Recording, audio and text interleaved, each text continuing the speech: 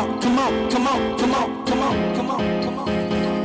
Let's go, let's go, let's go, let's go. Traffic Avenue, the show for me and you. Mondays to Fridays, ooh, the Traffic Avenue. Traffic Avenue, the show for me and you. Mondays to Fridays, ooh, the Traffic Avenue. Flex. Buckle up and join the best. Let's succeed, relieve your stress. So yes, let the music suit the soul and keep it going just to refresh. Buckle and enjoy the ride from 2 to the half of the 5. Mondays to Fridays happening live. Where we gon' have a ball, you can text your guys. Let me tell you what you really gotta do. You can count on us, we come through. We got everything you need, that's true. Are you ready for the Traffic Avenue? Let me tell you what you really gotta do. You can count on us, we come through. We got everything you need, that's true. An applause for the Traffic Avenue. Traffic Avenue, the show for me and you. Mondays to Fridays, ooh, the Traffic Avenue. Traffic Avenue, the show for me and you. Mondays to Fridays, ooh, Traffic Avenue.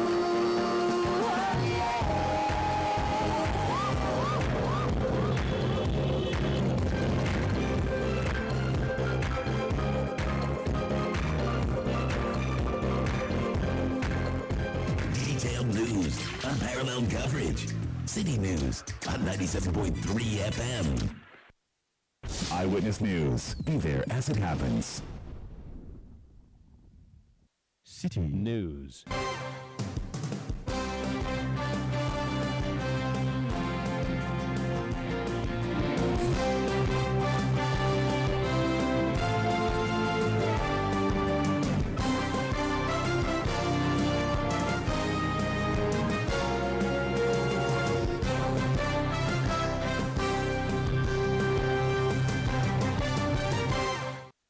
It's 17:30 GMT. This is Eyewitness News on 97.3 Citi FM. I am Umaru Sanda Amadu. Tonight, I'm here with Eno Safo.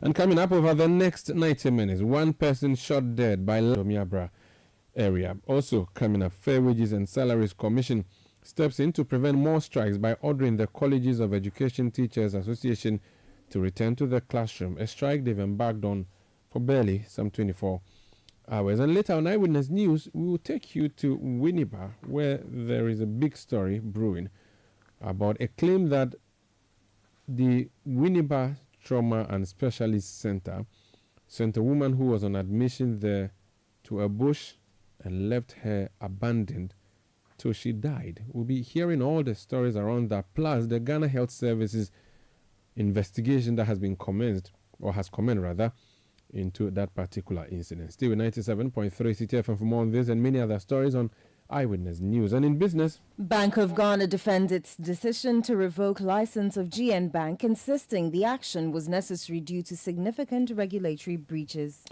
That's from the City Business Desk on Tanga 93.7 FM.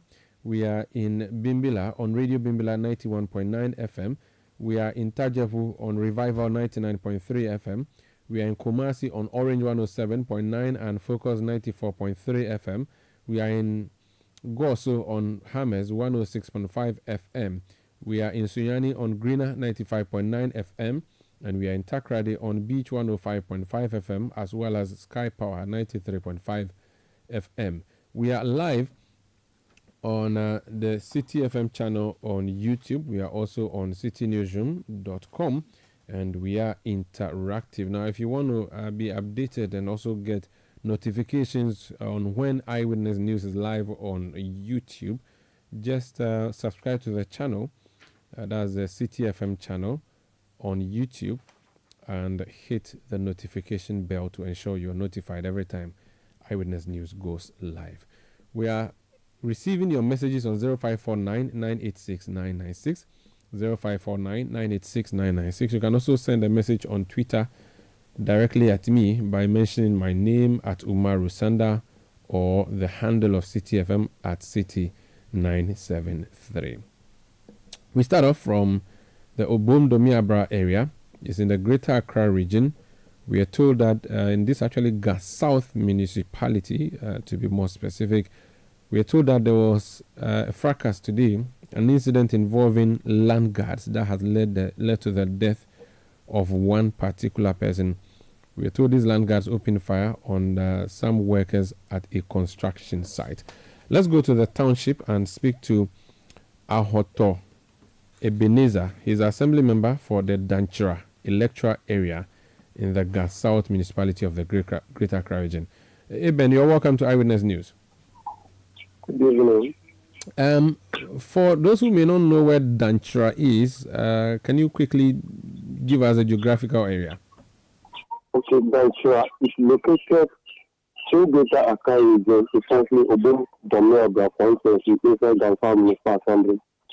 When you want to come to Danchira, you branch at Kaswa, when you're coming from Accra or Kitchens, when you go to Kaswa, you branch on the second junction under the overhead bridge constructed by former president of the province of Ghana. 30-minute drive from Kaswa, then you start Danchira. Okay, so what happened? Once again, I thank you for giving me this opportunity to speak. I am the family member for the area. I received a call from one of my community members this morning that a group of suspected landers have attacked some of my workers on site this morning. So I quickly ran to the site with my motorbike to check what is happening. Upon reaching the place, and first of all, the area is formerly of 99% farming community, which our forefathers trying to acquire piece of land they supposedly for farming. The land has now developed into a residential area, so the youth in the area have asked them to go into apprenticeships. So some of them have decided to go into mason and then carpentry. So the two young guys in my community are now apprenticed to a one carpenter who started a construction firm in my community. So he was awarded a contract in the same area, Kebu and the Danchira electoral area. He took his way to site this morning. Upon reaching the site, then a group of these landers, a certain landers, just attacked the boys. So when they were confronting them to bring their food, the boys released their food to them. So after releasing their food to them, they started shooting mercilessly into the sky. So the boys rolled down on their knees, we are just an apprentice.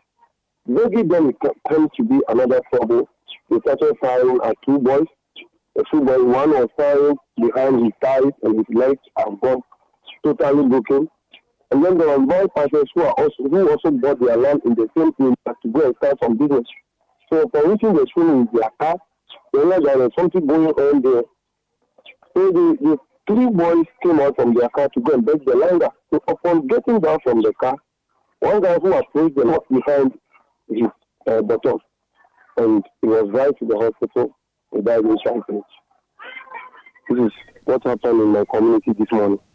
Interesting, but we are told that the person who was shot and killed was not part of the construction and that he was just a passerby. Do you know anything about that? Yes, he was a passerby who was also going to his site. So upon reaching the scene that the thing was happening, he decided to separate what is happening. As a good Samaritan, he's also building in that area. So he realized that, what is happening, I'm also close to that place. So let me go and apologize on behalf of that place. Maybe they will release them. That is where he got his family there. His family there this morning.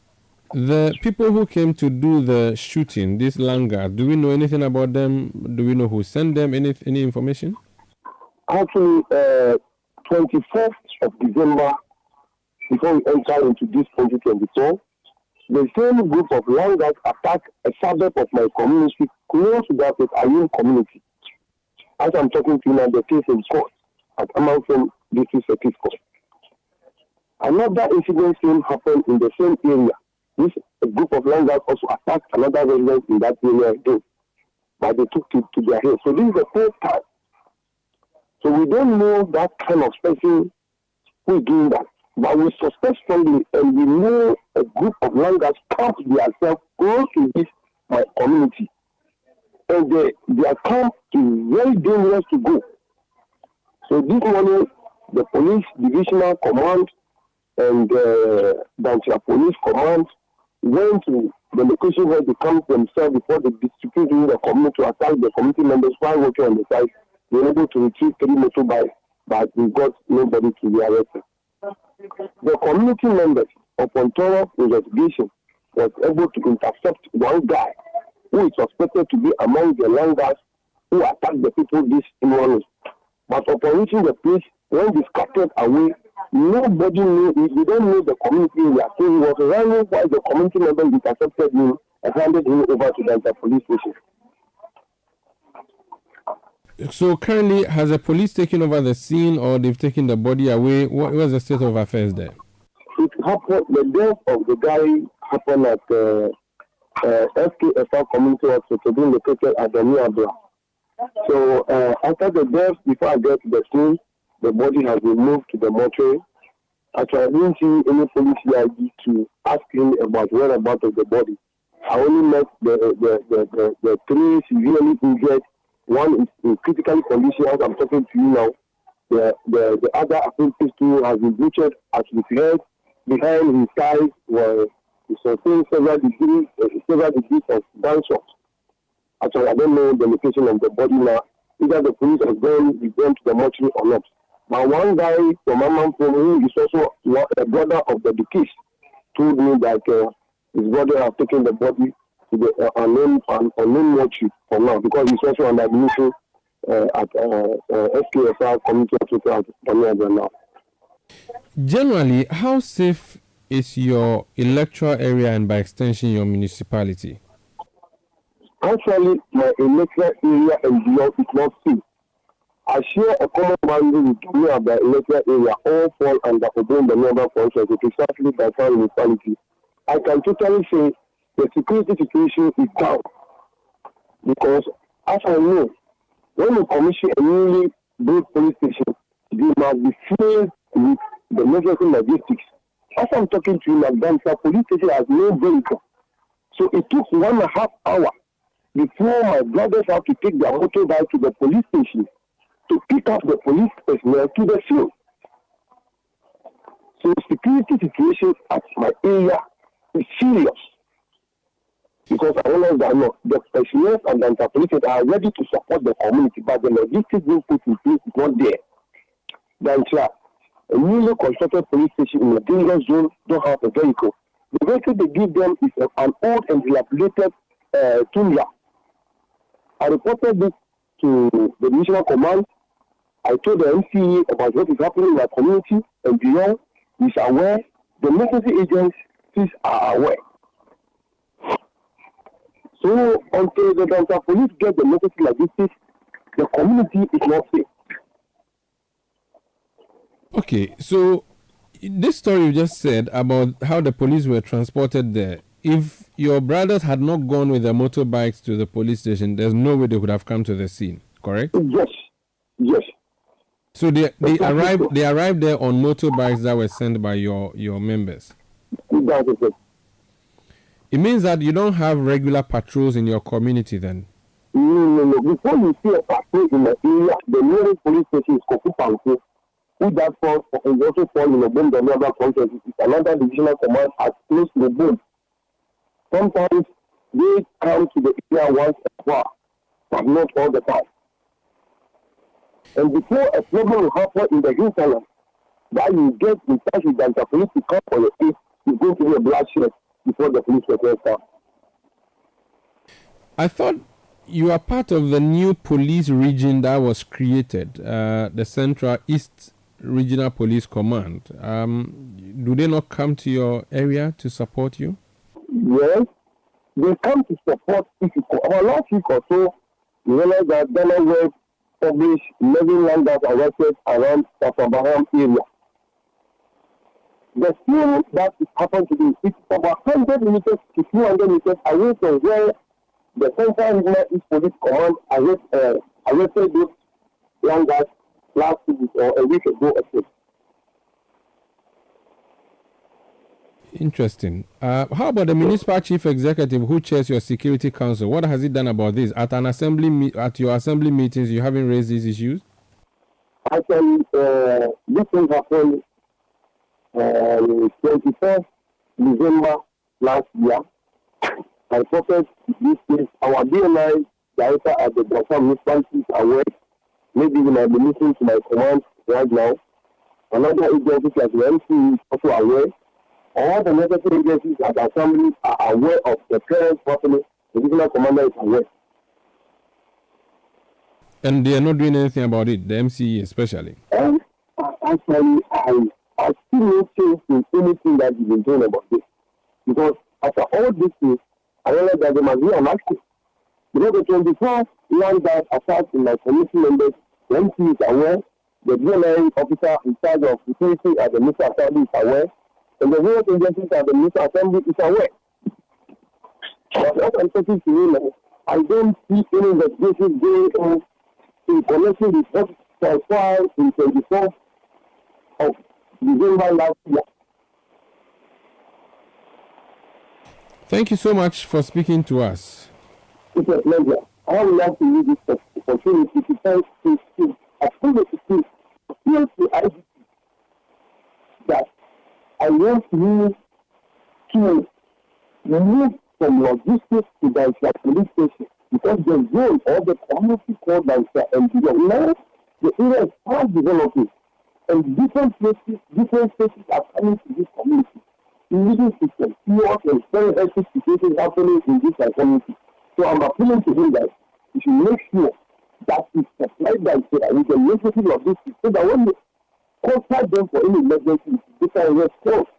Or else one day they will start picking bodies from the community because of the way this land that has come to create their accounts in the community, attacking developers, anyone who bought land to come and do. This land that will put your phone on them, give me 10,000, 20,000, 4,000. Before you build on your own land is bought, with your name in your indenture. A group of people represent themselves and they are captive. Farmers going to their farms are not safe. Traders going to their markets are not safe. Our students going to school are not safe. As I'm talking to you now, then a local area and beyond are in danger. I'm appealing to them. I'm appealing to IGP. When we want to talk to God, we have to talk to Jesus. If you are my Jesus, I'm appealing to them. Because they are immediately. We don't know when these people will come again. So I would like to use this media to confirm this message to IGP that I want to stand in the supply by the police station so that they can work for us. Thank you so much for speaking to us. We pray that you get some solutions. It's a pleasure talking to you. That's Ebenezer Ahoto. He's an assembly member for the Dantra electoral area in the Gasouth municipality of the Greater Accra region, which has Obom Domiabra as a constituency. This is Eyewitness News on 97.3 Citi FM. We've made contact with the municipal chief executive for the area. He's not available to speak to us. He says he's still gathering more information. We've contacted the traditional ruler, the chief of the area. He's also not available to comment as yet. He says he was not aware as of the time we're telling him about what transpired in his locality. This is Eyewitness News on 97.3 Citi FM. We'll return shortly. Please stay. Eyewitness News. Be there as it happens. In a world where only the best survives, you need a fuel that can match your drive. A fuel with unparalleled protection for your engine, superior efficiency, and unrivaled performance. A fuel so unbeatable, when you get behind the wheel, you'll focus on what really matters. The journey ahead. That fuel is Shell V-Power, because no other fuel gives your engine better protection, better efficiency, and better performance. Be unbeatable. Drive unbeatable. Shell V-Power. Shell, go well. Are you self-made contractor, builder, or a proud homeowner with an eye for quality and security? Well, look no further than Yale. Yale is the trusted name in security for over 180 years. When it comes to securing your home or business, trust Yale. We make security simple, and we're right here in the heart of Accra, Ghana. Visit our stunning showroom on 11th Lane Street in Osu, Accra, and discover a world of premium Yale products, including door hardware, handles, and door locks that will elevate the security and style of your space. Whether you're building from scratch or renovating, Yale has the perfect solution for you. Our products are known for their durability, innovation, and most importantly, your peace of mind. Visit us today and experience the Yale difference. Your security, our priority. Yale, locking in your peace of mind. Hey, Walambo! Hey, Walambo! Hey, I asked him to buy me original politics. Hey, please don't make mistake. Talk to Papa. Open your back, man. And you politics no gala. You there. Hey, Papa. Papa, can ruffle. The politics is original, the first and the best. What is? Ukota also for dear acrobat using me. Politics, yes.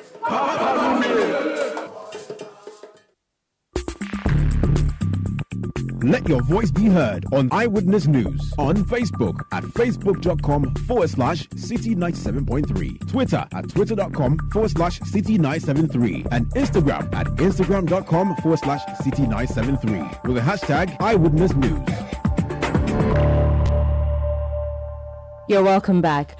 The Fair Wages and Salaries Commission has ordered striking CTAG members to call off their strike. The Colleges of Education Teachers Association of Ghana declared a strike over the government's delay in implementing the National Labour Commission's arbitral award orders and negotiated service conditions. But the Fair Wages and Salaries Commission describes the decision by CTAG to embark on the strike at such a crucial moment as an act of bad faith given the government's efforts to address their concerns. Benjamin Arthur is CEO of the Fair Wages and Salaries Commission. It is not as if government had not been engaging them. On the 28th of May, we had a meeting via Zoom. On the 6th of June, the ministry invited them for a meeting. They failed to show up. Yesterday, the sector minister invited them for a meeting. They failed to show up. And today, we're supposed to have a meeting. You could see all the government side came here at 10, only to be served a notice after that period that they are not showing up. So government has demonstrated goodwill towards it because we believe that it is mutually beneficial and it will benefit this country that at least we do something for our colleagues who are teaching in the colleges of education.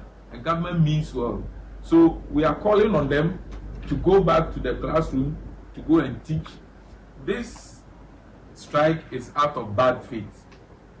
It is out of bad faith. So we are calling on them to go back to the classrooms to teach.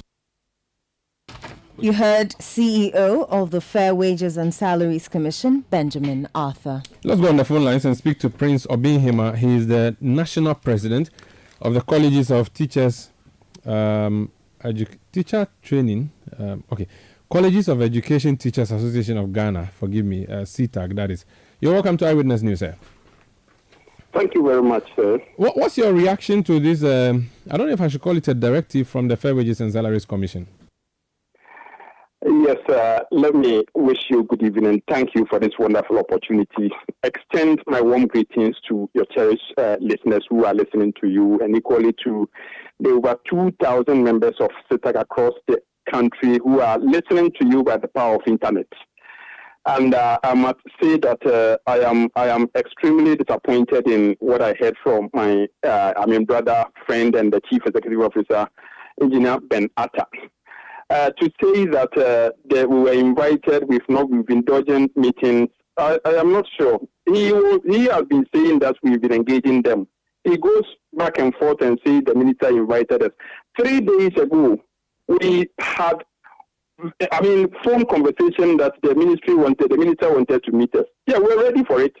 Even some of my people from Water Region set off to be able to arrive in Accra, only to be told later on in the evening that the minister was locked up in some other business in Kumasi and could not be part of that meeting, and they didn't want anybody to, sit in that meeting on his behalf. So the meeting will be rescheduled. And I'm referencing Lawyer Ejare, who is the personal assistant of the minister. He called me to give me that information.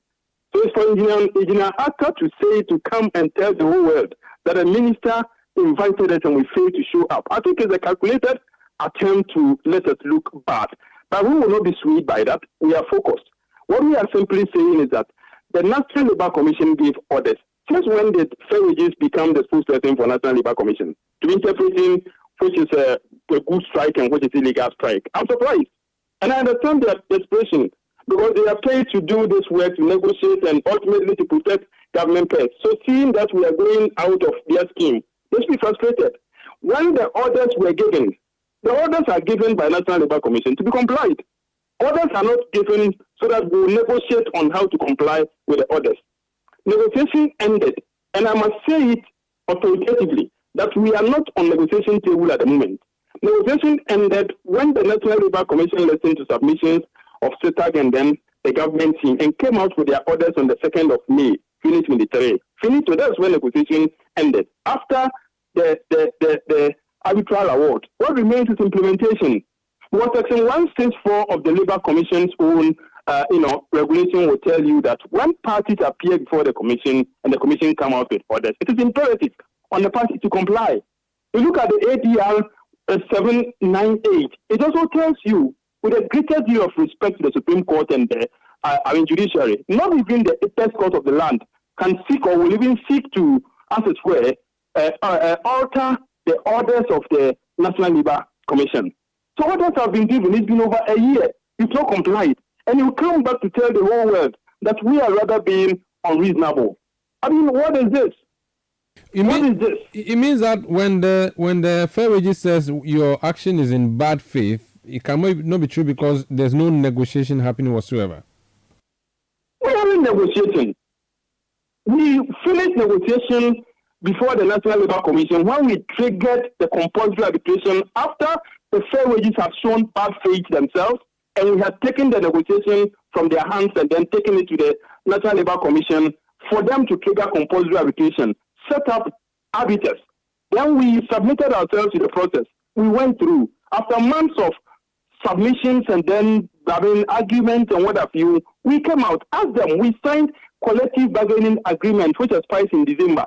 If we were still negotiating, how would we have signed, a collective bargaining agreement? I mean, some of these things should not be said in public. Now that you've been given this instruction, even though you say the one giving the instruction has no locus to do so, what's your decision? What are you going to do? Will you respect that? Instruction. Directive. The Fair Wages and Salaries Commission. Yeah, the directive, yes. Making a pronouncement on our strike. It's like I don't want to draw any analogy. I must say that we have, what I can tell my people is that we have triggered 159. That is legal strike. It is a legal action we have taken to protect our economic rights, and that is enshrined in the Labour Act, which is under the Constitution. Constitution. We haven't erred in any way. The law is on our side. We can tell our people that the law is on our side. They should rally behind leadership. Let's carry through with the process until such a time that the government complies. We want the commission to go to court with the same alacrity that has been going to court to compel errant unions that have refused to go back to work when they issue instructions and they go to the High Court to get orders. To go to court and get orders to compel the government to comply with the orders. Simple. But isn't NLC equated to a court so that the directives or the orders of the NLC you can interpret to be a court order? What's the point of going to court when NLC has already ruled against you? Oh, the NLC has the powers of the High Court, but when they give orders and then one party refuses, it goes to the High Court proper to, as it were, get orders from the court, because the court can implicate you, ask that you be imprisoned. If the NLC in itself cannot find you, it can imprison you. That is why the arrangements are such. So that's why we are saying that if you give orders and the orders have not been complied, it is your responsibility to ensure enforceability. So they have to go to court and then ensure that the government complies, but not to be, giving narratives about us who are seeking to protect the Constitution of Ghana by triggering 159, which is a legal action. Which means then that you are not going to obey the NLC orders. You have disregarded that, awaiting a court properly so constituted to give you an instruction before you act or obey. We don't want to dare the NLC or the court. What we are saying is that we are confident that we have the best labor case of the century. We have gone through, we have all our documents, we have everything to prove that our rights and economic rights are being trampled upon. And then, as citizens of Ghana, protected by the 1992 Constitution, we have that right to protect our rights, and that is exactly what we are doing. So we are going to follow through. For those who may not be familiar with your case, summarize for us, what do you want that you are not being given, for which reason you have decided that the highway? We went to the National Labour Commission and told them that in the year 2022, the government allowed the teachers to work throughout the year, which was a clear violation of our rights. So they should compensate us for having to work throughout the year. Because around the time, the colleges did not have enough facilities and the students were put into two batches. One batch will come, and then when they are time to leave, they have to leave on Friday. Sunday, the other batch also comes. The same crop of teachers were there teaching. And the teachers worked for 1 year. So we felt that it was infringement on our rights, and we demanded 2-month compensation from government, 2-month pay compensation. The Fair Wages haven't listened, the National Labour Commission haven't listened to our submission, haven't juxtaposed our situation with the laws of the land, and then in their own wisdom, looking at the economic situation of the country, say that it was right, and that the nation could not pay us 2 months, and that the state should be able to pay us 1 month salary. May 2nd, that order came out. So that's one of the orders. Another order was that we have argued that some of our members had similar qualifications as their counterparts who were in other tertiary institutions. And for us to be able to deepen that principle of standardization and rationalization of allowances within the tertiary space, there was a need to identify such people and then extend equal rate of allowances to our members who had similar qualifications as people elsewhere, because the Constitution does a front on any form of discrimination. Two people are doing the same work. They have the same qualification. They train the same caliber of Ghanaians. And then you give one A, you give one B. So the commission said, okay, to be able to do this, let the GTEC conduct staff audit. So that the staff audit will identify those people who really qualify, and then they will extend equal rate of allowances to them. But the staff audit should not be conducted within a vacuum. There should be a time frame. Conduct the staff audit and finish by 31st July 2023. And even when you finish, implement it retrospectively by 1st January 2023, and then give it to the teachers. This has not been done. And you know the implications. People who ought to have benefited from this arrangement have not benefited, and they've gone on retirement. Then we know that when you retire, your last salary you were on determines how you'll be taken care of by pension arrangement. After 60 is also when all ailments come out. So if people are not supporting this, so that people will be adequately placed, and then when they retire, they can get decent best pension arrangements to take care of their ailments, then what kind of leaders are we dealing with? That's what we're asking for. That's what we're asking for. Very well. Thank you so much. Have you at any point tried to go beyond the people you play with, to go to the presidency perhaps? And what has been the feedback from there if you did? Oh, I think the issue has been with the ministry, and the minister luckily is a member of cabinet, and president is usually at the cabinet. So I believe briefing has been done, and I believe presidency should be aware of the issue. The Minister of Finance himself has been written to on several occasions. I believe he's a key member of cabinet, and it should be, it should have been discussed at the cabinet level. So, I mean, it should be at every level of government, phases of government, what have you in the country by now. Thank you so much for speaking to us. Extremely grateful, sir. That's Prince Obi Hima. He is National President of the Colleges of Education Teachers Association of Ghana, CITAC. This is Eyewitness News on 97.3 Citi FM. Enu. The staff of the National Identification Authority say they remain optimistic ahead of their scheduled meeting with the Fair Wages and Salaries Commission, where they will discuss their conditions of service. The union initiated a strike, which was called off following a directive from the National Labour Commission allowing negotiations to proceed. The strike had severely disrupted operations at various NIA centres, leaving numerous individuals seeking services stranded. In an interview, the secretary of the NIA staff, Kwabena Ducherme, indicated that they might declare another strike if their meeting does not yield positive results. Reasonable and fair compared to what our colleagues in other public or government institutions are receiving, comparing their degrees or certificates to SSC, and then the number of years of experience against what is happening in NIA, then we are going to be okay. Today is the Classico. We are expecting the government to come home. It's a very good offer. Then we will also accept it in the interest of Mother Ghana. And they have also indicated to the general public that if today they are not successful, they will declare the strike on our behalf, and it will be something that nobody should expect. That was the secretary of the NIA staff, Kwabena Ducherme. Business owners dependent on electricity for their operations have renewed calls for a clear-cut loading timetable. This follows a 3-week intermittent power outage announced by the Ghana Grid Company and the Electricity Company of Ghana, occasioned by a reduction in gas supply from Nigeria. Some barbers and tailors speaking with City News say a timetable is needed to enable them to plan their operations.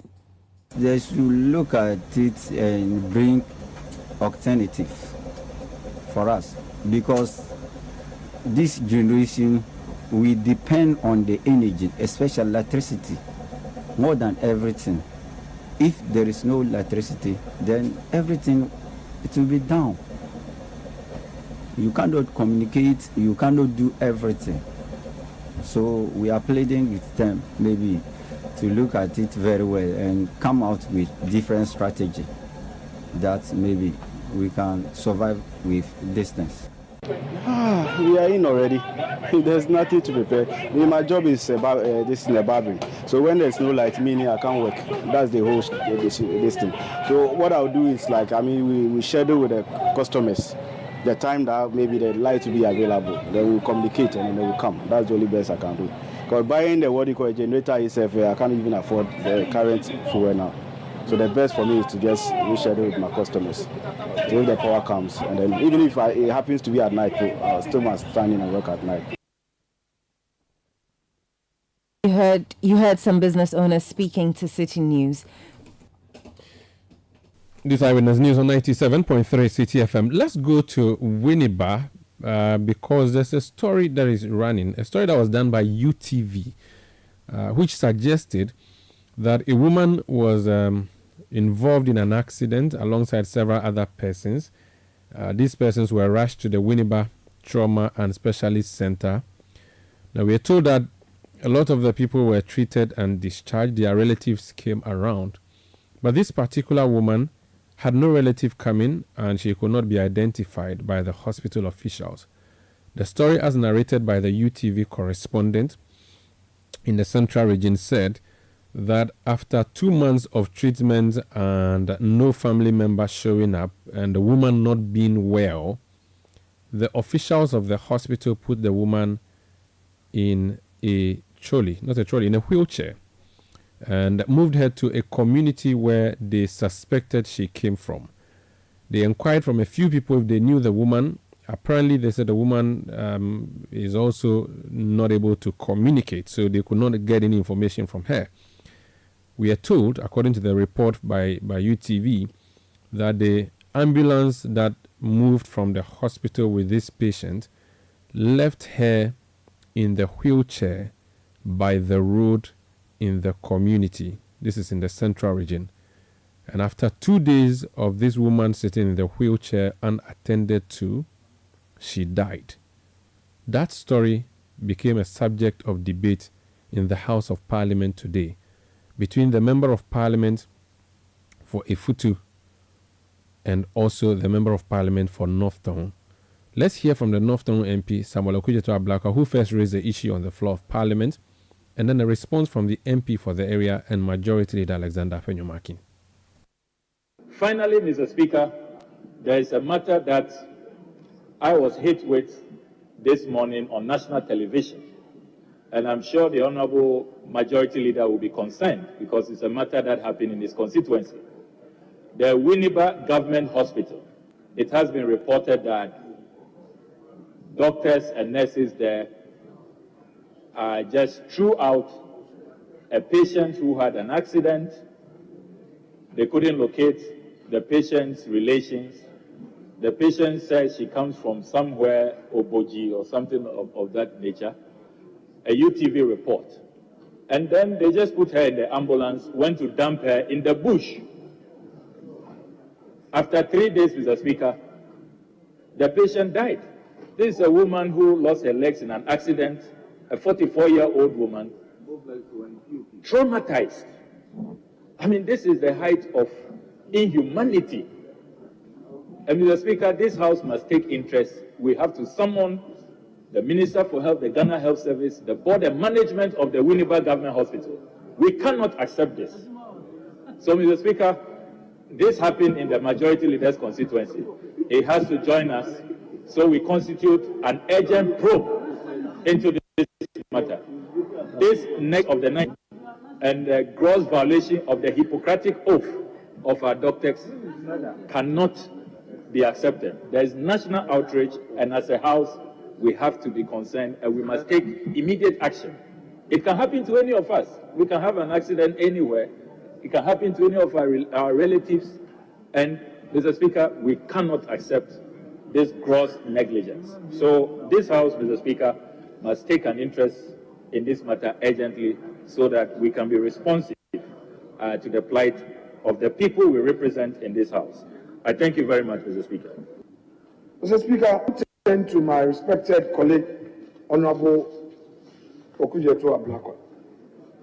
He referred to an incident in my constituency. Rightly so. It came up in the media yesterday, and I shall refer to a letter by me with reference ML/042, dated 13 June, addressed to the Medical Director, Trauma and Specialist Hospital, Winneba Central Region, DSA, request for full report on patient incident. I write to formally request a report on an incident involving a patient who was admitted at your facility. According to a report from United Television, this patient was under the care of your hospital, but was discharged under distressing circumstances. It has been alleged that the patient was left in the bush in Ojobi and tragically passed away after being exposed to heavy rains. This is disturbing and raises questions about the standards of care and protocols followed by your institution. To better understand the circumstances surrounding this incident, I am requesting a full report on this happening. Please consider this request as priority and respond at your earliest convenience. I count on your cooperation. Yours faithfully, signed by my very good self.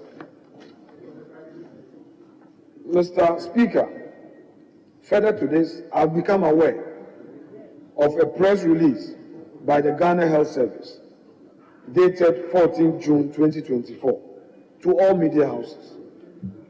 Reference: patient allegedly abandoned in a bush at Gomwa, Ojobi.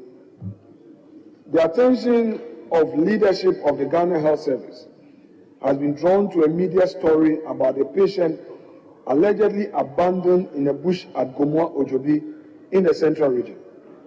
According to the story, it is alleged that the said patient was on admission at the Trauma and Specialist Hospital in Winneba, and after her relatives had failed to show up, she was conveyed in the hospital's ambulance and left in a wheelchair at Ojobi, where she claimed to be her hometown and was later found dead. The service, upon receiving this disturbing news, has initiated investigations into the matter to establish the authenticity or otherwise of the story in line with existing practices in the public service to enable us to take appropriate action. The service wishes to appeal to the general public to be patient, as anyone found to be connected with this unfortunate incident will be severely dealt with in accordance with provisions of the Services Code of Conduct. Thank you. End of statement. Signed, Dr. Patrick Kumabwaji, Director General. So, respectfully, I submit that in view of the fact that the institution concerned is taking steps, we may temporarily not have jurisdiction. Our jurisdiction has to do with oversight. If we try to get into such matters, it may appear as though Parliament is trying to ask the jurisdiction of an appropriate institution with a mandate to do this. I'm sure sometimes colleagues being quiet would help. So, Mr. Speaker, I hold a view that Parliament must be seen to be doing its oversight.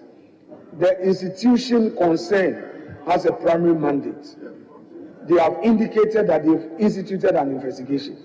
I hold a humble view that we allow them to do their work, get their reports published, the necessary sanctions meted out, and if Parliament would want to do further, we can do that. So, Mr. Speaker, that is my view on that matter.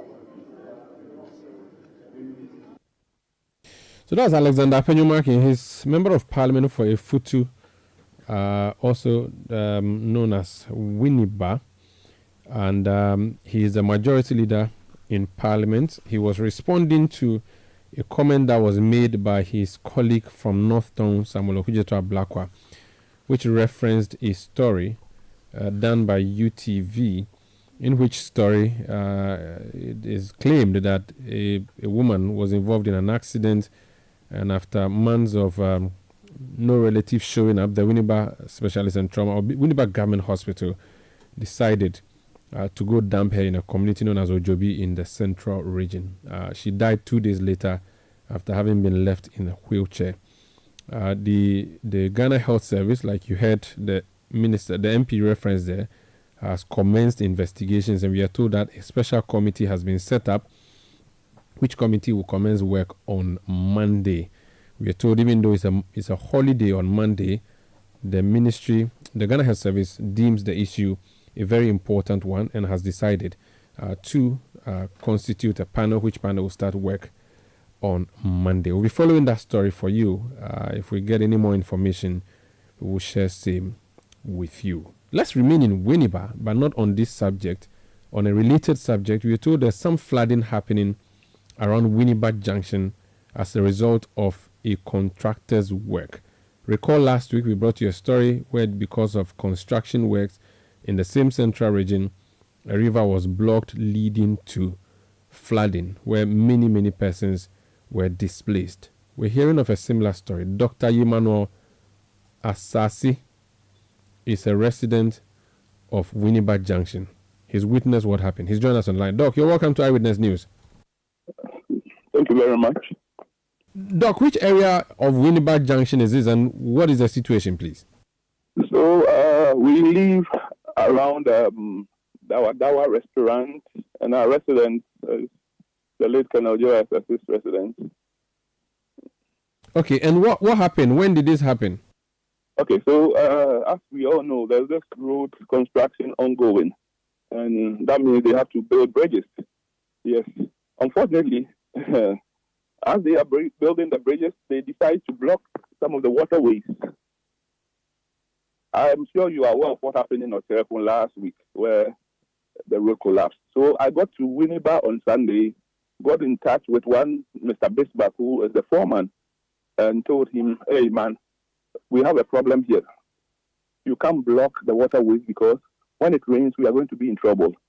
I kept talking. He wouldn't listen to me, so I had to go to NADMO. They came and assessed the situation, but unfortunately, they couldn't do much. So it started raining heavily this morning, and I was called home. I went to the district engineer's office. He followed me to the site, just looked around and left. I had to resort to going to the radio station, one of the radio stations, whether nice radio station. I resorted going to the police station. They asked me to go to the court. I don't know how difficult these things can be. I never thought about it. That you get so isolated. And our problem in this country is that we always want to react when something happens. We started talking about this. Let's make sure this doesn't happen. Because what has happened, I don't know the number of people who have been displaced, but unfortunately, there have been a serious flooding incident over here. And as we speak, we were able to get in touch with the contractors who are, I guess, Chinese. They brought an excavator. They started dredging, but unfortunately, what they did wasn't good enough. And looking at the water, or looking at the skies right now, there's going to be a downpour. So we are just pleading to the authorities that we shouldn't wait till something happens. As I stand here, I'm also with one member of Winneba Nadmo. So if you want to say a word with him. Yes, please. Kindly give the number, the phone to him. Okay, thank you. Yeah, hello. Mr. Nadmo person, good evening. Good evening, sir. What's your name, please? I'm Imano Tete. Imano Tete, you are with Nadmo District Office. Yes, please. Okay, what are you there to do? Are you there as a resident or you are there as an official observing what's happening? I'm here as an official observing what's happening, but then my boss is also around.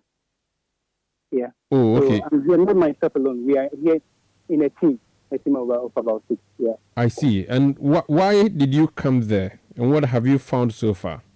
We followed up like we are my very good man was speaking about. We followed up on his report. We were here 3 days ago to assess the issue, and we realized that, the drains have been covered by the roads that are going on. So we quickly, that very day, we quickly went to the assembly, reported with the West Department, and we also came here the following day, which was yesterday, to come and observe since they are the more technocrats with the issue. Like we brought the engineer. So the engineer kind of like assessed the impact of the situation. And then he said they are going to work on it. And then he also said he contacted the engineer to come and work on it. But then as of today, the work has still not been done until the place has been flooded before the engineer came around. So we came here, we wanted to assess the impact of the rain, how the houses have been submerged in the flooded water. So that's what we are doing right now, currently. So are houses submerged? About how many houses, if any? So far, we have been able to identify 3 houses. We came here not quite long ago. 3 houses, and then the Dawadawa Hotel, that place is also flooded out. So we are also caving deep inside the community to find out the exact number of houses. Mm. Yeah. What should people in the area do? Do you have a place you can take them to? Yeah, people that could be stranded, we have a place we could take them to the municipal office. Municipal office itself, we can take them there. Then I'm talking also of the hospital. Yeah, we can gather such people also there are sort of a safe haven for them. Very well. Please and we are also advising that those close by, because as we are standing here, the weather is still very thick. It will rain any moment from now. So if people are there in their houses, they are listening, I would advise that they take their belongings, anything that is very expensive to them, up high, or they should just evacuate the place and then make themselves safe. Yeah. Very well. Thank you so much, and please protect them for us. Thank you for speaking to us. All right. Thank you. So that's Emmanuel Tete. He's an ADMO officer. Earlier, you heard Dr. Emmanuel Asasi. He's a resident of Winneba Junction. This is Eyewitness News on 97.3 Citi FM. We'll go to business news, and then when we come back, the Minister for Sports, Youth and Sports, has made a statement in relation to the behavior or actions of the National Amputee Team, which statement is generating some controversy. We'll tell you more when we come back. Please stay. Eyewitness News. Be there as it happens. Do you have a game-changing and innovative business idea or project that can impact the society? This is your moment. Total Energies presents the 4th edition of the Startupper of the Year Challenge. This year, we are looking for 3 winners. The best entrepreneur, also called the InnovUp winner. The best project or innovative business idea that exemplifies the principle of recycling and minimizing waste, also called the CycleUp winner. And the best project that promotes or relates to sustainable and affordable energies, also called the Power Up winner. And that's not all. 4 additional projects in the Power Up category will be selected by an international jury. Don't wait any longer. Apply at www.startupper.totalenergies.com for a chance to win financial support, professional mentorship, and a spotlight for your project. Terms and conditions apply. If home is where the heart is, then let's go home, shall we? Let's go where the entertainment is, where the passion is, where the laughter is, and sometimes even the tears too. Let's go where we feel safe enough to share our opinions. And send tweets. Where we do that embarrassing little dance to our favorite song. Let's go home where the love, the care, and the joy live. There's no place like home. Connect your home to super fast internet with affordable data bundles from MTN Home. Visit broadband.mtn.com.gh or your My MTN app to sign up today. MTN. Eyewitness News. Be there as it happens. Get the details. Every significant financial transaction, every market movement, and all the policies that affect your business. City Business News. Be informed. Time now for City Business News on Eyewitness News. My name is Inosafa. Let's settle for the details. The Bank of Ghana has justified its decision to revoke the license of GN Bank in 2019, insisting that the action was warranted due to significant regulatory breaches. This response comes amidst calls for the restoration of GN Bank's license. The central bank maintains that GN Bank failed to comply with critical financial regulations and banking standards, which threatened its operational stability. Referring to a statement issued in August 2019 detailing reasons for the revocation, the central bank said GN Bank fell short of capital adequacy, liquidity and governance and risk management requirements. The central bank also notes that GN Bank consistently failed to meet the minimum capital requirements, raising concerns about its ability to absorb losses and protect depositors. It also struggled with liquidity management, which affected its capacity to meet withdrawal demands from customers. There were also deficiencies in GN Bank's governance structure and risk management practices, which contributed to operational inefficiencies and heightened risk exposure. Now, stakeholders across the agriculture value chain are advocating for the sector to remain resilient in revitalizing the economy. They emphasize that implementing fundamental business policies will enhance agricultural output and boost revenue.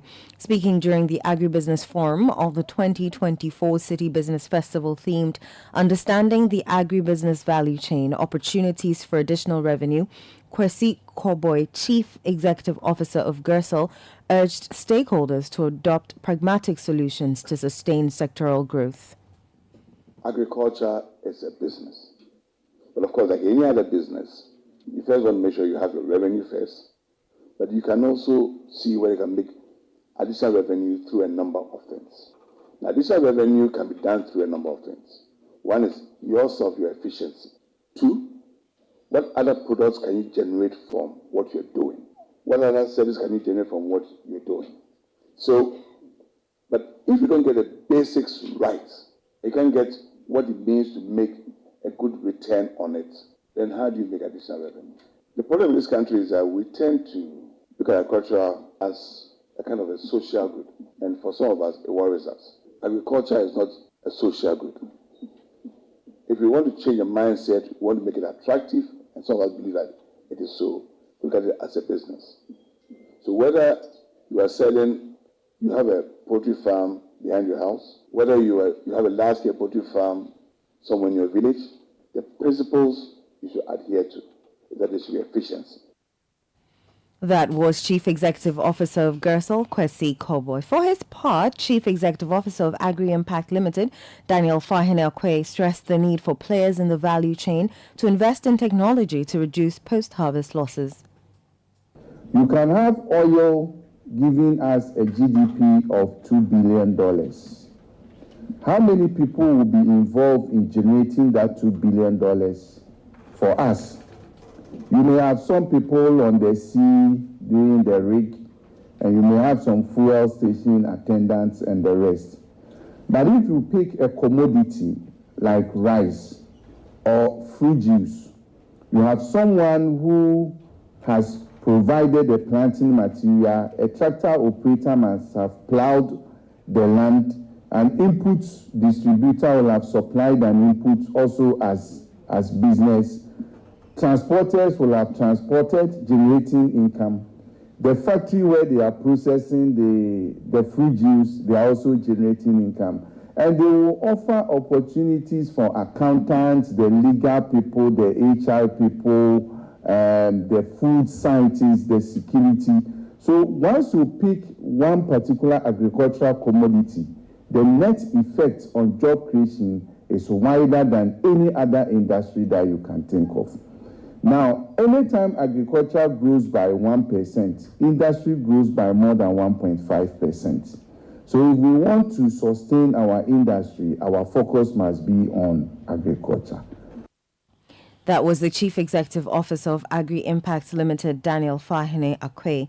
The Citi Business Festival 2024 is powered by 97.3 Citi FM and Channel 1 TV in partnership with Absa Bank and is sponsored by MTN Business, Gersel, AMG Fertilizer, Insano Limited and Agri Impact Limited. Almost 900,000 children aged between 5 and 17 are mostly engaged in employment, with the Ashanti region recording the highest rate at 13.6%. This is according to the fourth quarter of the 2023 Annual Income and Household Income Survey released by the Ghana Statistical Service. The survey indicated that 1.1 million children were involved in different forms of work. Out of this number, around 893,000 children were largely engaged in paid work. Additionally, almost 500,000 of the children involved in different forms of work were males, making up 56%. These children are reported to not have been attending school, with close to 70,000 who have never attended school and almost 400,000 who attended school in the past. Urban areas accounted for over a quarter of the working children, while over 3/4 of working children were in rural areas. From a regional perspective, Ashanti accounted for the highest perspective of children working at 13.6%, followed by Bono East 12.1%, and then Northern 11.8%. The Ahafo region 0.8%, Greater Accra 1.6%, and Western North 1.8% have the lowest percentages of working children. Here is labor statistician with the Ghana Statistical Service, Anthony Odru Dintra, providing further highlights on the data. Employment work comprises work performed for others in exchange for pay or profit, and trade training work comprises work that is performed for others without pay to acquire workplace experience or skills. 4. Volunteer work is work that is non-compulsory, that is performed for others without pay. And then the last one, other work, work, even though it's not presently defined, but includes activities such as unpaid community services and unpaid work, which is usually done by prisoners when ordered by a court or similar authority. So we are saying that and children engage in these different forms of work. But from the survey, we realized that majority of these children, over 99% of them, were engaged in employment work, which means that the work that they engaged in was for pay or for profit. Anthony Odro-Dentra is a Labour statistician with the Ghana Statistical Service, ending that report filed by Daniel Ojo-Mensah. Now, business owners dependent on electricity for their operations have renewed calls for a clear-cut load-shedding timetable. This follows a 3-week intermittent power outage announced by the Ghana Grid Company and the Electricity Company of Ghana, occasioned by a reduction in gas supply from Nigeria. In response to the announcement, energy analyst Dr. Yusuf Sulemana has called for renewed discussions on the need for diversified energy sources. It appears we are almost back. We are at one point moving around. We are back to where we are. Issue of power supply or erratic power supply. And I think that's quite unfortunate, subjecting the populace to these cyclical events of power, erratic power supply. If we were to widen that renewable generation mix, then I can say that, to occupy a lot of our power generation mix, it could improve power dependability and availability. And to some extent, if you're fortunate, it could improve power affordability. So it's unfortunate that we have this, and then we brought it upon ourselves. It's typical due to poor planning, and all is not lost. We need to come back to the rudiments and the fundamentals to get our energy sector right. Energy analyst Yusuf Sulemana. That's all for City Business News on Eyewitness News. My name is Inusafo. Up next is Point Blank. Eyewitness News. Be there as it happens. One of the best decisions you could possibly make at the start of your day is to tune in to the City Breakfast Show. Insightful, intriguing, intelligent, and informative. The City Breakfast Show offers an attractive alternative to the noisy mishmash of morning radio. Tune in to the City Breakfast Show for passionate discussions on issues that matter, and enjoy interviews where duty bearers and decision makers have their feet held to the fire. The City Breakfast Show airs from 6:30 a.m. to 10 a.m. every Monday to Friday, only on 97.3 Citi FM. Are you feeling tired after a hard day's work? Have you lost your appetite even for your favorite dish? Viral Blood Tonic is a nutritionally balanced, pleasant-tasting tonic fortified with iron and vitamins to boost your appetite and energy levels for high performance. Viral Blood Tonic, easy to take and good for the whole family. Viral from Danex Iting Starwin PLC. If symptoms persist after 48 hours, consult a physician. This advert is FDA approved. Do you have a game-changing and innovative business idea or project that can impact the society? This is your moment. Total Energies presents the 4th edition of the Startup of the Year Challenge. This year, we are looking for 3 winners. The best entrepreneur, also called the InnovUp winner. The best project or innovative business idea that exemplifies the principle of recycling and minimizing waste, also called the CycleUp winner. And the best project that promotes or relates to sustainable and affordable energies, also called the Power Up winner. And that's not all. 4 additional projects in the Power Up category will be selected by an international jury. Don't wait any longer. Apply at www.startupper.totalenergies.com for a chance to win financial support, professional mentorship, and a spotlight for your project. Terms and conditions apply. Eyewitness News. Be there as it happens. Let your voice be heard on Eyewitness News on Facebook at facebook.com/Citi97.3, Twitter at twitter.com/Citi973, and Instagram at instagram.com/Citi973 with the hashtag Eyewitness News.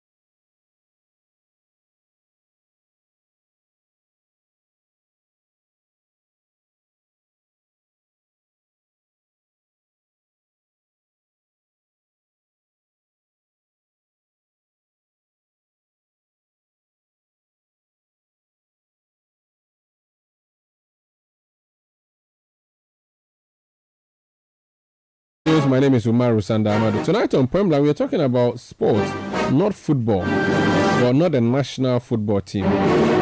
Instead, we are focusing on a group that we seldom talk about. My guest in studio is with the City Sports team, Yao Ejeminta. My guest on phone is former Minister for Sports, Edwin Neil Ante van der Poel. So let me introduce Yao Ejeminta of City Sports first. Yeah, you're welcome. Thank you very much. So we're not talking about the Black Stars. Yes. What are we talking about? About the amputee national football team, the men's national amputee football team of Ghana. What's the story?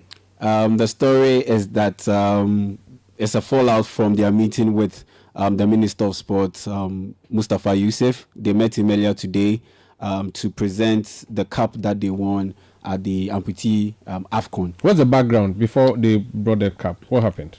Yes, the background is pretty simple. They went over to the tournament that was held in Morocco from April 19 to April 28, and they ended up going to the final, and they beat the host nation, Morocco.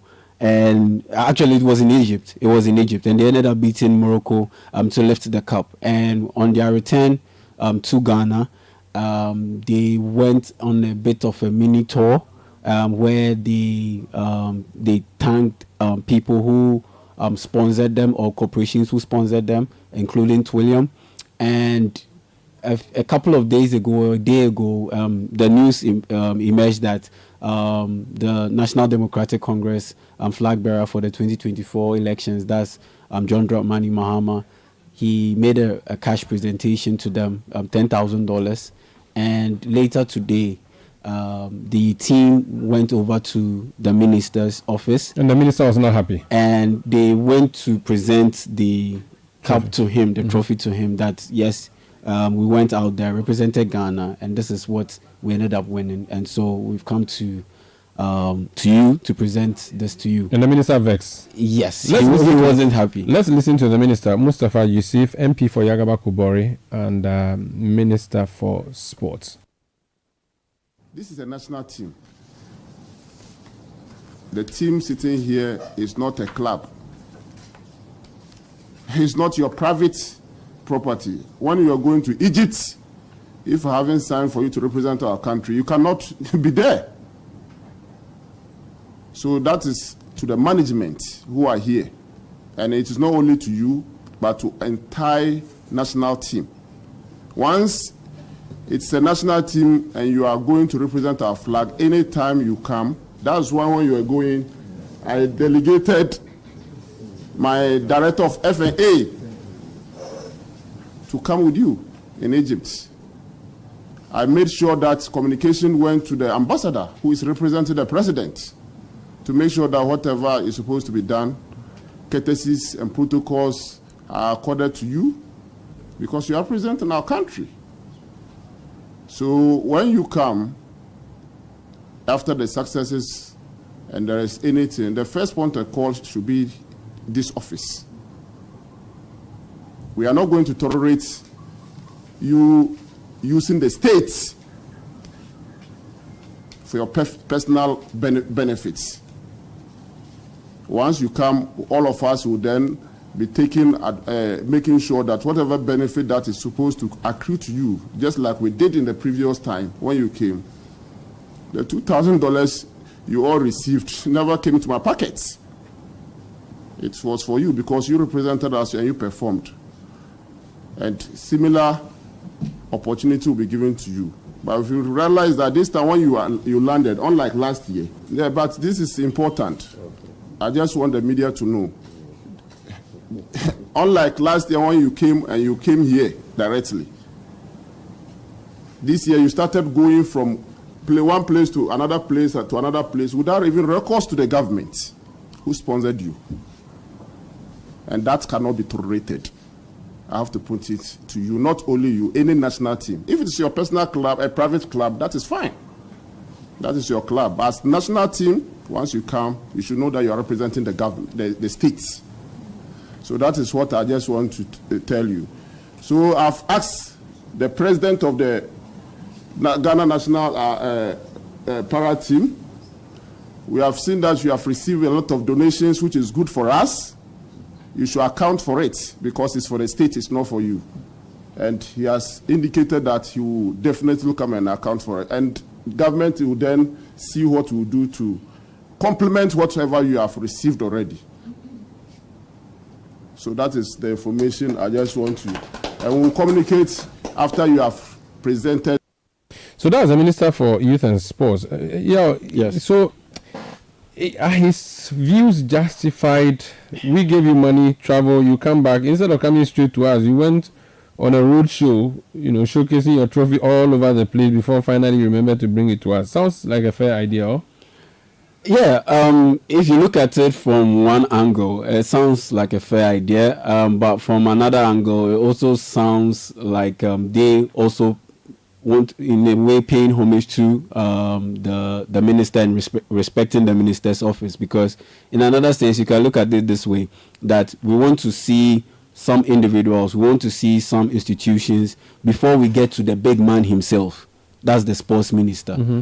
So in a way, you can see it as a slight to the minister, that you saw other individuals, you saw other institutions before coming to see the minister, the sports minister. Mm-hmm. But in another way, it can also be viewed as they virtually wanting to pay homage to you and giving you the ultimate respect by saying that, okay, instead of going to him first and moving on from those people before acknowledging them, why don't we acknowledge those people and reserve the utmost honor and respect, make him the big man himself. No, but at the top. Yes, because at the end of the day, you have to go through some sub-chiefs before you meet the paramount chief himself. Let's hear from Mohammed. It depends on how you look at Mohammed Hamis Huzai. He is the administrative manager of the Ghana amputee football team. I think they offered a response and I think an apology to the minister. Let's listen. We are so sorry for what has happened, and we will definitely learn from our mistakes, and then next time we will make sure it doesn't repeat again. And what happened was, before we left, there are certain organizations who have actually come to our help. They actually helped, they aided us in our preparations and what have you. For instance, Trillium Company, supported the team, and then GCB also supported us, and then the Believers Worship Center in Ashanti region, they also supported us. So we thought that, definitely government is a very big entity. We know that definitely if the cup gets into the hands of government, we might not even get the opportunity to, appreciate our sponsors.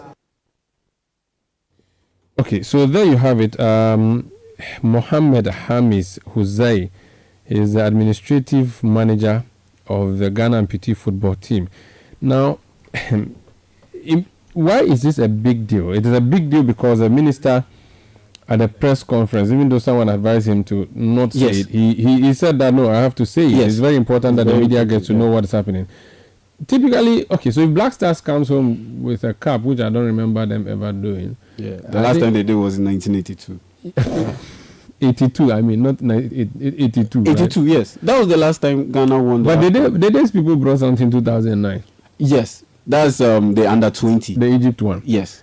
So you do roadshow, right? You do big trailer dance on the street, show it to people, then finally you carry it to who? Who collects our trophies? Who keeps them? For the record, we do not necessarily have an official museum where we keep our sporting achievements. Okay. It's something that has been discussed by several stakeholders over the years. That particularly with football, there are plans to build some kind of a monument or a structure to fill it with all the achievements that Ghana has been able to chalk over the years. And so normally these things are kept at the federations and the associations And so when you go to certain associations, certain federations, they have all these trophies lined up in their in special areas that they demarcate in their federations. And so we do not have a centralized area where we have all the sporting achievements lined up for Ghana displayed. And so that is also a challenge. But you also have to understand, you also need to understand where the amputee entourage is coming from, because most of the time it is these organizations that immediately or come to their aid first before the sports ministry comes in. When it comes to the amputee teams, the disability sports, for the most part, is they call on individuals, they call on organizations first. They call on sports ministry to come to their aid, them. But normally it is the individuals and it is the organizations that first come to their aid before the ministry comes in. And for the most part, it comes in after they've cried out to the media, they've made several announcements and statements through the media before it gets the attention of the sports ministry. So it buttresses my point that once you've won the amputee AFCON, you return. It is only fair that you go to these organizations who first came to your aid before you move to, quote unquote, the Oboro himself, which is the sports minister, and present the trophy to him. And even at the presentation, the president of the Ghana Paralympic Committee, that's Samson Dean, he also made a call on the sports minister to aid their preparations for the Olympic Games, because aside the presentation of the trophy, they also went there to make the official announcement to the minister that a handful of our para athletes have qualified to compete at the 2024 Paralympic Games. So you have the Olympic Games, that's for able-bodied athletes. Then you have the Paralympic Games, that's for disabled athletes. And so it also served, that event also served as an avenue to officially announce to the sports minister that this number of athletes and these individuals have also qualified to represent Ghana at the 2024 Paralympic Games. Yeah, but just what it just means is that we are still neglecting our national teams. Most definitely. And this is evidence. So they went to Morocco, they were stranded there at a point. Egypt.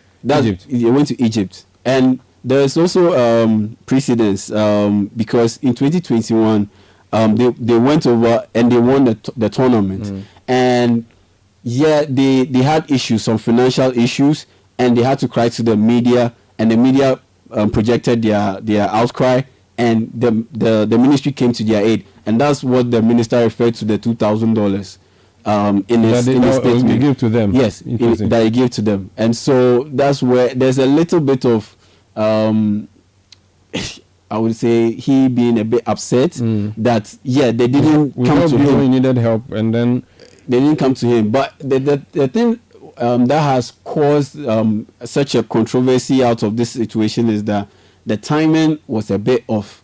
That, I mean, this came just a day. His statements came just a day after the flag bearer of the National Democratic Congress, that's John Dramani Mahama, made a donation of $10,000 to the team. Maybe that I'm getting more.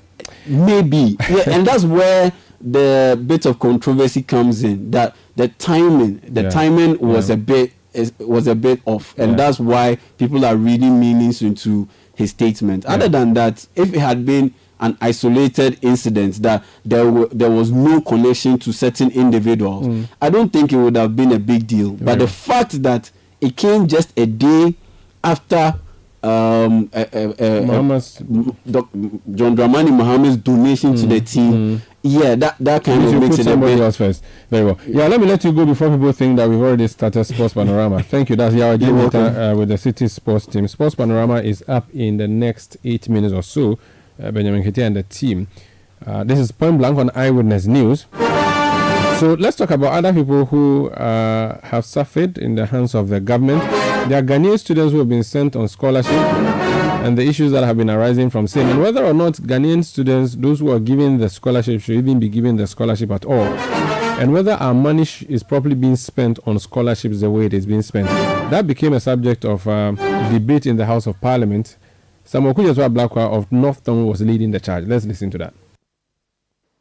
There's another statement. Shall we take that one? Statement by the Honorable Kujaswa Blakwa, MP for North Tongue. You may read your statement now. I'm most grateful, Mr. Speaker. Mr. Speaker, let's empathize with you for that rather sad. That's many years ago. I only recall it because of the statement before. So, Right Honourable Speaker, I'm profoundly grateful for the privilege to make this urgent statement on a matter of utmost national importance. It relates to the plight of Ghanaian students stranded abroad, in an issue that has undermined the credibility of our nation's bilateral scholarship agreements with other countries, and consequently tarnished Ghana's international image. Mr. Speaker, I speak of the government's failure through the Scholarship Secretariat to fulfill its fundamental mandate of providing bursaries to the country's exceptionally brilliant yet financially disadvantaged students, both within and outside the borders of our country. Right Honourable Speaker, I have been entrusted with the solemn duty to convey the desperate pleas of a multitude of Ghanaian students across the world who have reached out to me to narrate their ordeals. These young minds, brimming with potential, have found themselves mired in harrowing circumstances, a direct consequence of the government's lack of commitment to its obligations towards them. The cries of these students have echoed far beyond our borders, as evidenced by the embarrassing media report from international press outlets such as the BBC and the Hungarian Conservative. These impartial sources have shed light on the grim realities confronting our Ghanaian students, painting a sobering picture of the government's neglect of their well-being. The Speaker, some of these students who have reached out have painted a bleak portrait of their desperate situations. Many have been forced to take on additional work shifts, sacrificing precious time that should be used to focus on their studies, merely to cater to their most basic needs.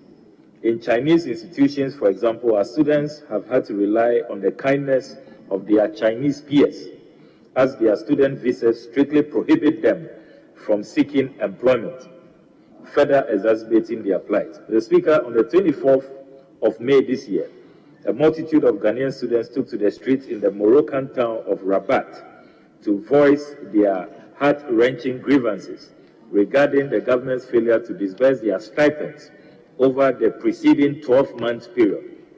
Similarly, the narrative of students in Serbia mirrors this lamentable circumstance, as the allowances intended to sustain them have remained unpaid for 11 consecutive months.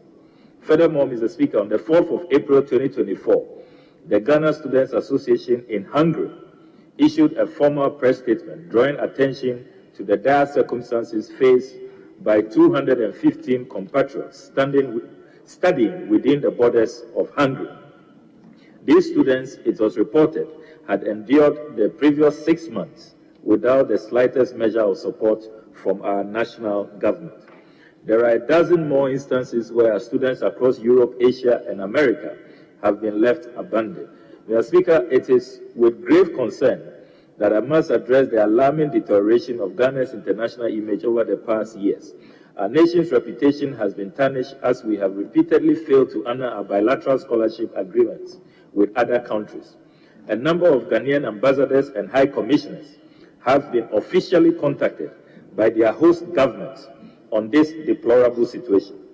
In 2016, the government of Hungary and Ghana signed an education cooperation for students to pursue bachelor's, master's, and doctoral degrees in fields such as agriculture, engineering, natural sciences, business,